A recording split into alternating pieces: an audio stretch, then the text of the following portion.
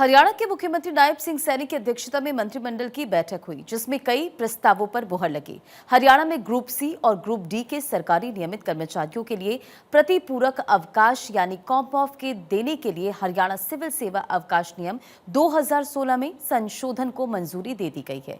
साथ ही जनता के लिए कई बड़े फैसले भी लिए गए।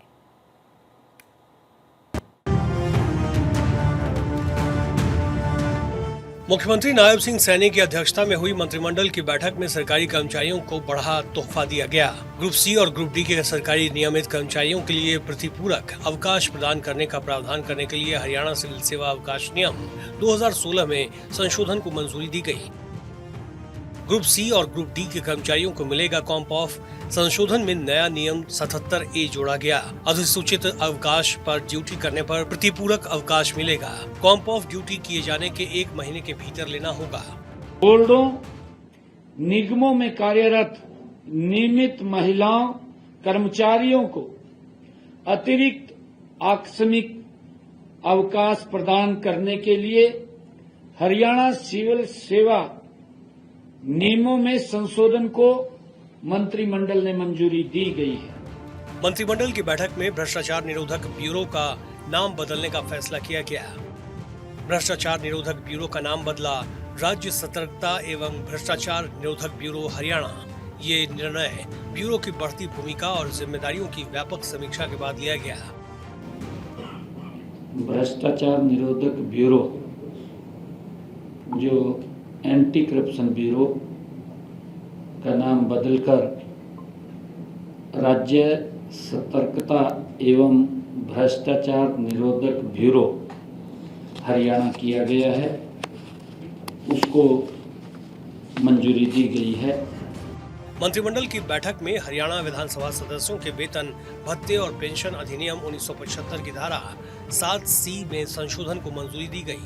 ये संशोधन इस अधिनियम के अंतर्गत पेंशन के हकदार व्यक्तियों के लिए विशेष यात्रा भत्ते से संबंधित है, जिसमें ये प्रावधान किया गया है कि पेंशन के हकदार प्रत्येक व्यक्ति को भारत में कहीं भी स्वयं या उनके परिवार के सदस्यों द्वारा की जाने वाली यात्रा के लिए 10,000 रुपए प्रति माह का विशेष यात्रा भत्ता मिलना जारी रहेगा।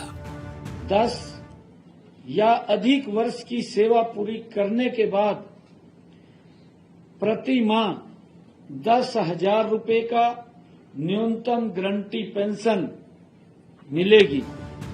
मंत्रिमंडल की बैठक में हरियाणा सेवा का अधिकार नियम 2014 के नियम 9 में संशोधन को मंजूरी दी गई।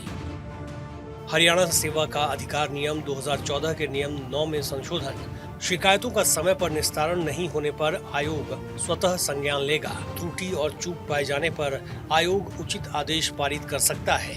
अधिकारियों और प्राधिकरणों को समय पर शिकायतों का निवारण करना होगा। मंत्रिमंडल बैठक में हरियाणा सिविल सेवा सरकारी कर्मचारियों के भत्ते नियम 2016 में संशोधन को मंजूरी दी गई।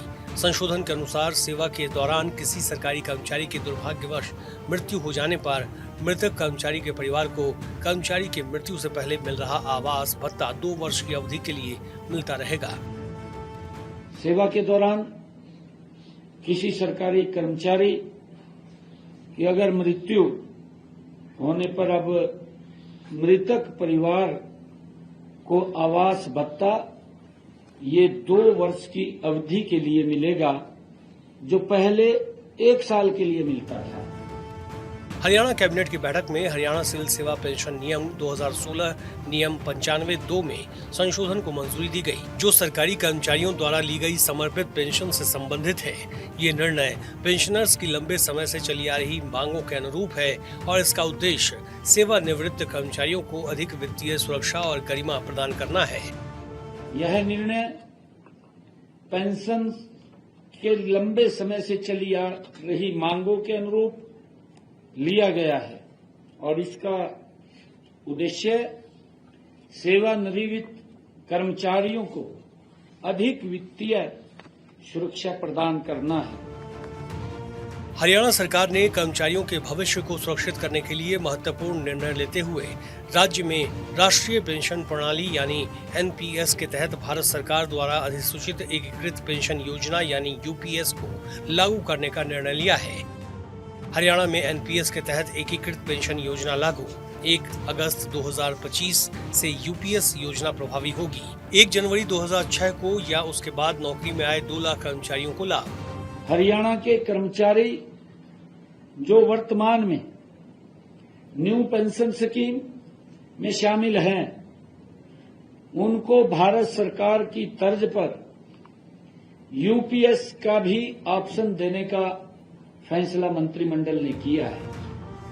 हरियाणा मंत्रिमंडल की बैठक में सरकारी विभागों तथा बोर्डों निगमों में कार्यरत नियमित महिला कर्मचारियों को अतिरिक्त आकस्मिक अवकाश प्रदान करने के लिए हरियाणा सिविल सेवा अवकाश नियम 2016 में संशोधन को मंजूरी दी गई।